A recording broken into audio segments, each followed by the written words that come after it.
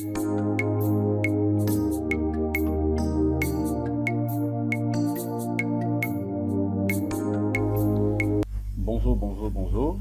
tout le monde, bonjour, j'espère que vous allez très bien. Alors nous continuons avec notre formation sur la poutre ou longue-grille de redressement, et partie 2 bien sûr. Alors aujourd'hui nous allons passer directement au dimensionnement. Nous allons voir comment fait-on dimensionner cette poutre ou longue-grille de redressement. Mais avant de passer au dimensionnement, je vais premièrement vous montrer en fait les projets. Alors ce que nous sommes en train de faire actuellement sur notre formation, c'est un projet réel. C'est un projet réel que j'avais calculé. Je suis en train de réaliser un projet d'un bâtiment R+2. Alors l'espace abattu, l'espace que j'ai utilisé pour construire ce bâtiment n'était pas vraiment grand. Et le milieu également, donc j'étais évité à plusieurs problèmes, plusieurs difficultés, mais tant qu'ingénieur que je suis, je fais de mon mieux pour réaliser correctement, pour faire les projets sans problème. Alors je vais vous montrer premièrement le projet sur robot, là où j'avais modélisé bien sûr les projets, chargé, calculé, donc dimensionné en fait les projets, pour essayer un peu de prendre quelques précisions. Nous allons prendre quelques précisions sur la longue-grille des redressements. Premièrement comme la longueur de notre poutre de redressement, donc cette longueur, cette portée L que nous voyons à ce niveau. Nous allons donc les quitter à partir du projet pour savoir si elle est de combien, ainsi de suite. Alors sans plus tarder, nous allons passer directement dans le projet. Alors je viens ici, je suis chez Robot. En fait voilà le projet en question, c'est un bâtiment R+2. Voilà les projets. En fait, c'est ça le projet. Alors, à ce niveau, premièrement, nous allons, je vais vous montrer ce que nous sommes en train de faire là-bas. Alors, la poutre de redressement que nous sommes en train de dimensionner se situe à ce niveau. Vous voyez, donc c'est ça, cette poutre de redressement. En fait, ici, nous avons une semelle qui est bien sûr centrée, mais de l'autre côté, nous avons une autre semelle qui n'est pas centrée.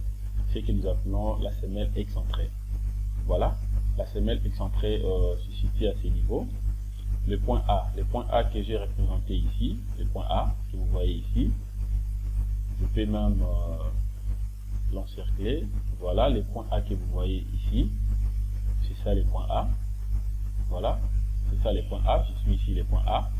Et le point B que vous voyez ici, le point B que vous voyez ici, c'est ça ici.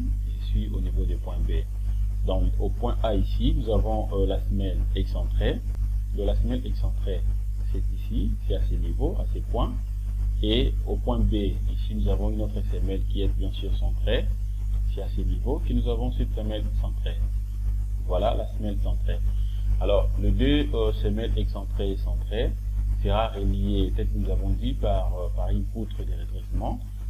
Poutre de redressement, ça sera à ce niveau. Donc voilà ma poutre de redressement. Alors premièrement, ce qu'il faut faire au moins, nous avons d'abord besoin de quitter pour savoir la longueur de notre poutre de redressement, que nous allons bien sûr porter ici pour passer directement au niveau de dimensionnement. Alors pour quitter, qu'est-ce que je fais ici? Je vais essayer un peu de zoomer un petit peu. Voilà. Alors c'est ça le projet en fait. Si vous voulez visualiser très bien la configuration du projet, c'est ça. Vous voyez, ça ce sont des maillages de la dalle. Alors je vais vous montrer tout ça, puisque nous allons faire une formation complète sur robot structural, analyse. Premièrement, on fera donc la formation sur la résistance aux matériaux, type de structure, comme il m'a appelé, c'est que je peux appeler tout simplement. Donc on fera d'abord la résistance aux matériaux et on va faire le béton armé, donc tout, on va voir ça. Et on fera également métallique et ainsi que le bois. On fera vraiment une formation complète sur robot structural. Mais à présent, nous sommes en train d'abord de répondre, de faire une formation par rapport à la question qui m'est été qu'on m'a posée à plusieurs portraits de collègues. C'est pour cela que je suis en train de faire cette formation. Alors voilà, je suis là, je vais essayer un peu de zoomer un tout petit peu. Alors je vais premièrement quitter côté plutôt ma poutre de redressement. Alors comment peut-on faire la cotation? Je viens ici, je prends outil et je prends cotation. Voilà, je prends cotation, je laisse une cotation plutôt, je laisse linéaire. Voilà, donc je prends linéaire et puis je viens, je clique premièrement ici au point A, je clique au point B et puis voilà ce que je fais. Et je clique à côté. Voilà. Donc c'est pour dire que ma poutre de redressement est de 2,78 m. Ma poutre de redressement est de 2,78 m. Alors je viens directement ici, je viens compléter. Je viens compléter directement ici. Donc L, mon L ici sera égal donc à 2 m, à 2,78 m. Voilà. 2,78 m. Dans le L, la poutre de redressement ici est de 2,78 m. Alors jusque là, voilà ce que je voulais beaucoup plus savoir comme précision premièrement. Alors avant de passer au dimensionnement, qu'est-ce qu'on doit faire maintenant? Nous allons premièrement prédimensionner notre poutre de redressement. Ce que vous voyez ici, nous allons donc prédimensionner d'abord cette poutre de redressement avant de passer au dimensionnement. Alors comment peut-on faire pour prédimensionner cette poutre de redressement? Alors je vais le faire à côté ici. Voilà. Alors je fais ça ici. Pour prédimensionner, je prends d'abord la longueur L qui est égale à 2,78 m. Voilà. 2,78.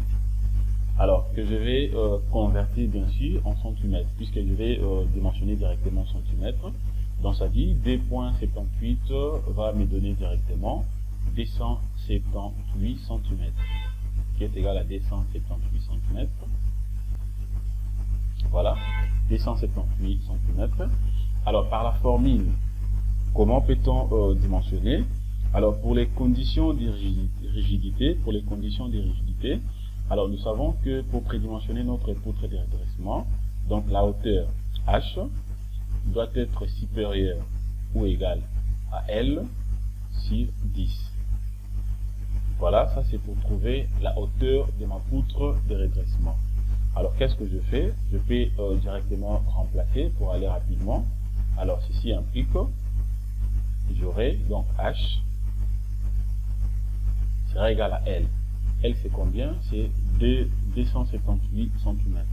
Donc ça sera 278 cm sur 10. Je vais calculer. Ça me donne, vous allez vérifier, vous allez voir que moi j'ai calculé tout à l'heure, ça donne donc 78,8 cm. Alors, pour la raison de la commodité, je peux directement arrondir ça à 30 cm. Je prends donc 30 cm. Voilà. Donc jusqu'à présent, je viens de prédimensionner la hauteur de ma poutre de redressement est de 30 cm. Alors je vais maintenant calculer, donc prédimensionner aussi sa base. Alors la formule nous dit donc comment peut-on trouver la base? Donc B doit être égal à 0,45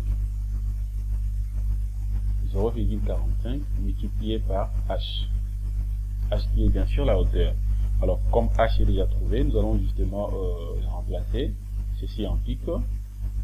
Donc B sera égal à 0,45.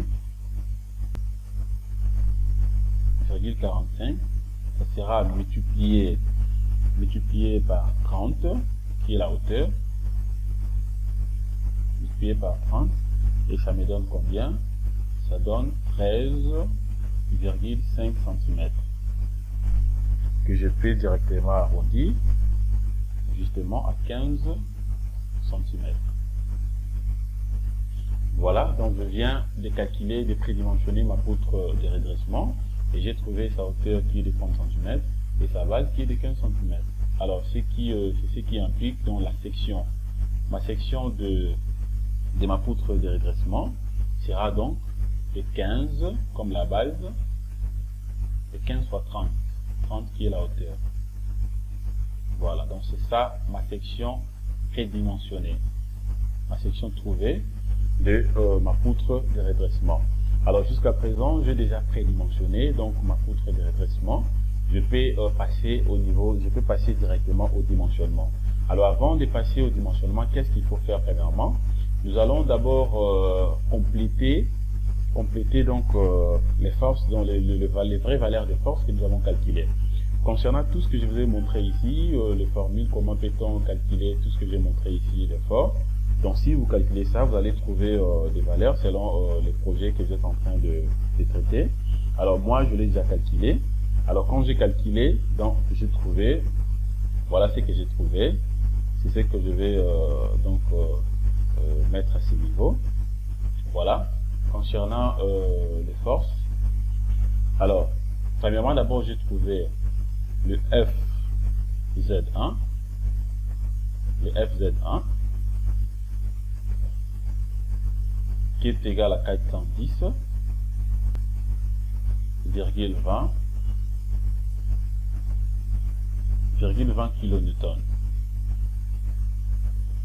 20 kN. N'oubliez pas, je vous ai dit que nous sommes en train de travailler en kilonewton. Et FZ2, deuxième force, que j'ai trouvé, est égal à 90,05 kN. Voilà. Et puis le R calculé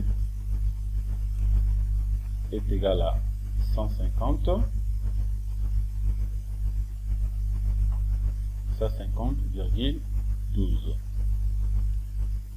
Voilà. Et jusqu'à présent, voilà le valeur que moi j'ai trouvé. Donc la force FZ1, c'est ce que vous voyez à ce niveau. Je vous ai déjà tout montré. C'est ce que vous voyez à ce niveau. Voilà. Donc cette valeur que vous allez calculer par la formule que je vous ai montré ici. Alors, et puis FZ2, c'est la force à ce niveau, au point B. Et puis le R, c'est à ce niveau. Voilà. Donc une fois que vous avez déjà toutes les valeurs, alors là, vous pouvez directement passer maintenant au dimensionnement. Vous avez maintenant la possibilité de passer directement au dimensionnement, de manière à ce que vous puissiez dimensionner votre poutre de redressement sans problème, puisque vous avez toutes les valeurs et vous avez même des sections déjà correctes que vous avez prédimensionnées par rapport à cette poutre de redressement. Alors qu'est-ce qu'on fait maintenant à ces niveaux? Nous passons directement au dimensionnement. Alors comment faire pour dimensionner maintenant notre poutre de redressement? Et à partir de ces projets, il y a possibilité de passer directement ici. C'est-à-dire, vous pouvez passer directement pour dimensionner votre projet. Qu'est-ce que je fais? Donc, vous avez des possibilités. Si vous voulez continuer, laisser l'onglet de projet que vous avez ouvert, que ce soit seulement comme ça, vous pouvez soit ouvrir à nouveau un autre onglet robot, de manière à ce que vous puissiez dimensionner votre poutre de redressement, ou alors vous venez directement ici. Je viens ici, je prends fichier, et puis je vais prendre nouveau projet, je clique sur nouveau projet, et puis je viens ici, je prends donc conception des armatures d'éléments bétonarmés. Une fois que vous cliquez, vous aurez la possibilité de dimensionner directement votre projet. Alors si vous refusez de faire la première procédure que je viens de vous montrer, vous voulez garder l'espace de travail de votre projet, vous avez également la possibilité de faire ceci. Alors soit vous pouvez même faire ceci, c'est-à-dire je suis là, je peux ouvrir à nouveau le logiciel robot, patienter, voilà, je vais patienter, voilà, voilà, donc là je suis devant l'interface d'entrée de robots. Alors je peux toutefois cliquer directement ici pour dimensionner ma poutre de redressement, ou alors vous pouvez venir ici, voir plus, et vous cliquez ici. Donc c'est presque la même chose. Alors comme moi je n'ai pas besoin d'avoir beaucoup d'onglets ouverts, alors je peux directement venir ici, je prends fichier, je prends nouveau projet, je clique, et puis je clique ici, je prends conception des armatures d'éléments bétonarmés, cliquez, et voulez-vous enregistrer, je peux prendre maintenant, et je vais patienter un tout petit peu. Voilà, voilà ce que j'obtiens. Alors à ce niveau, maintenant, je vais passer directement au dimensionnement. Alors comment je fais pour dimensionner ma poutre de redressement?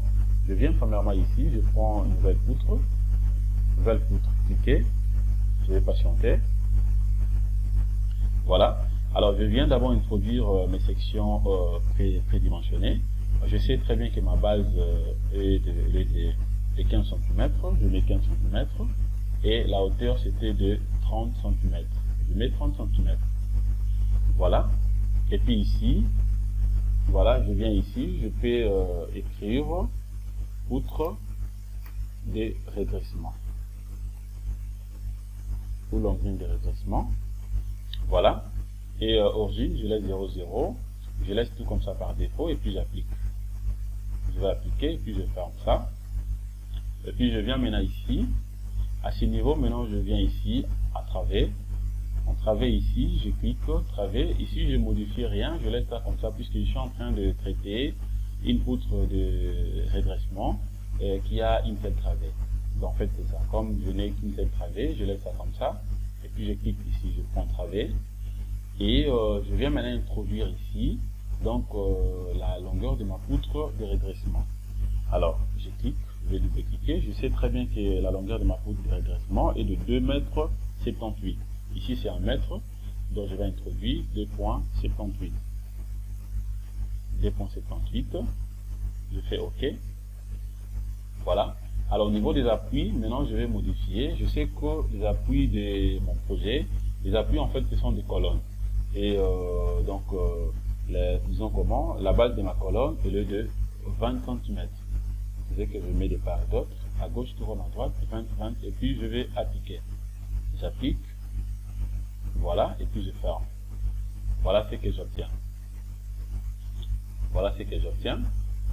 Et puis maintenant, je suis censé maintenant décharger ma poutre de redressement. Alors comment procéder pour charger ma poutre de redressement? N'oubliez pas que j'ai de force concentrée, mais aussi j'ai une charge répartie qui est due à la pression de terre. Alors qu'est-ce que je fais maintenant? Je viens directement ici, je prends poutre chemin de la charge. Je clique, voilà, et puis je peux fermer ça. Je ferme ça. Voilà.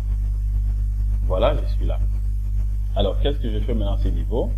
Premièrement, je vais introduire mes charges. Alors je suis là. Voilà, je suis dans cette configuration. Ce que je vais introduire plutôt, c'est ça. Je vais essayer un peu d'encercler là, de manière à ce que vous ne puissiez pas vous tromper. Voilà, je suis là. Alors, je vais d'abord introduire la première force qui est le FZZ1, qui est de 410,20. Je vais vous montrer quelque chose ici. Alors, je sais très bien que ça, c'est une force concentrée. Qu'est-ce que je fais? Je viens ici, je prends force concentrée. Alors, je viens ici, là on a écrit charge concentrée. Je clique, je prends force concentrée.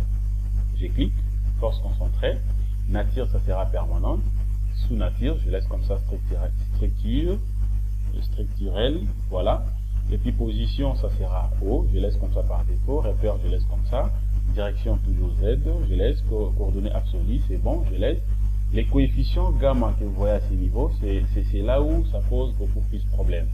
Puisque beaucoup de gens font des surdimensionnements dans les dimensionnements, beaucoup plus d'irradié général qu'on verra plus tard, et aussi au niveau des poutres de redressement. Les coefficients gamma, c'est ce que je vais vous montrer tout à l'heure. Les coefficients gamma que Robot nous donne par défaut, c'est un coefficient de 1,35. Ça signifie quoi en fait? Alors, c'est-à-dire quoi? Lorsque nous avons calculé nos forces, nous avons calculé la force par rapport au point A, le FZ1, on avait trouvé une force de 410,20 kN. Et puis, du côté au point B, FZB, nous avons trouvé 90,05. Et le R que nous avons trouvé, ça 50,12. Ce sont de vraies valeurs que nous avons calculées. Ce sont de vraies valeurs que nous avons calculées. Et nous sommes censés donc l'insérer dans notre logiciel robot de manière à ce que nous puissions dimensionner notre poutre de redressement sans problème. problème. Mais si vous prenez ces valeurs telles que vous avez calculées, vous l'introduisez ici à ce niveau. Par exemple, pour les premiers cas, nous sommes ici, les points A. Je prends par exemple cette valeur, c'est que j'ai trouvé ici, le FZ1, les 410,20 kN. J'introduis ça directement ici, comme valeur, bien sûr c'est en kN. C'est-à-dire quoi? Je vais faire une surdimensionnement, puisque le robot va prendre la valeur que moi je vais introduire, la valeur calculée, la vraie valeur que j'ai calculée, que je vais introduire à ce niveau. Le robot va la multiplier avec le coefficient 1.35, le coefficient gamma 1.35. Et l'inconvénient sera quoi? Le robot va calculer ma poutre de redressement avec une valeur qui sera au-delà de ce que moi j'ai calculé. Alors l'inconvénient, donc je ferai une surdimensionnement de la structure. Je ferai une surdimensionnement de ma poutre de redressement, ce qui n'est pas correct. C'est-à-dire, si je prends correctement, je prends tout simplement la valeur telle que je l'avais calculée pour le point FZ1, les 410,20 kN. J'introduis cette valeur ici, à ce niveau, et lorsque je vais lancer les calculs, le robot va prendre cette valeur, va la multiplier avec le coefficient gamma, les 1.35, et l'inconvénient est que j'aurai une grande valeur, et je vais surdimensionner ma poutre de redressement, ce qui n'est pas normal, ce qui n'est pas correct. C'est-à-dire, du côté résistant, je serai résistant, mais ma poutre ne sera pas économique. Tandis que nous le savons très bien, étant qu'ingénieur je suis, lorsque nous dimensionnons nos projets, nos projets de manière à ce que nous puissions carrément être en sécurité, et la structure doit résister, mais aussi il faut être beaucoup plus économique. Donc en fait c'est ça. Donc les robots, la formation que moi je vais faire avec vous, ça ne sera pas tout simplement pour vous permettre à ce que vous puissiez donc calculer vos projets et avoir tout simplement le plan d'exécution, mais je vais dimensionner avec vous les projets. Donc on fait par exemple un projet comme ce que nous sommes en train de faire là, nous dimensionnons, mais aussi il faut déjà avoir l'idée comment pallier beaucoup plus de problèmes de l'économie de l'élément que toi tu as dimensionné. Donc en fait c'est ça. Alors sur ce, pour pallier à ces problèmes, qu'est-ce qu'on doit faire? Alors je vais donc diviser toutes mes valeurs calculées par le coefficient 1.35. Donc je reviens premièrement ici. Qu'est-ce que je vais faire ici? C'est-à-dire je vais prendre disons comme ma force 410,20 kN. Ça sera divisé par coefficient gamma 1.35. Donc je divise d'abord ça par 1 point. Attention ici, je vais effacer ça de manière à ce que ça soit vraiment clair. Voilà. Voilà. Donc c'est 1.35. Voilà. Donc je divise ça divisé par 1.35. Alors lorsque vous divisez, vous allez voir que vous aurez donc FZ1, cette fois-ci sera maintenant égal à 303,85 kN. Voilà, kilonewton. Et puis je viens maintenant ici au niveau de FZ2, ça sera également divisé par 35. Donc ici maintenant ça me fait 66,70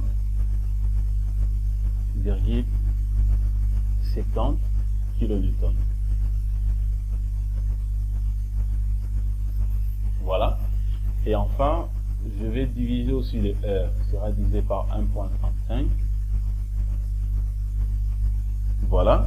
Et ça me donne justement 111,2. Donc voilà en fait les trois vraies valeurs. Donc les valeurs que moi je vais introduire sur le robot, de manière à ce que quand le robot va le multiplier avec le coefficient 1.35, donc je reviens à la normale par rapport aux vraies valeurs que j'avais calculées. Donc en fait c'est ça.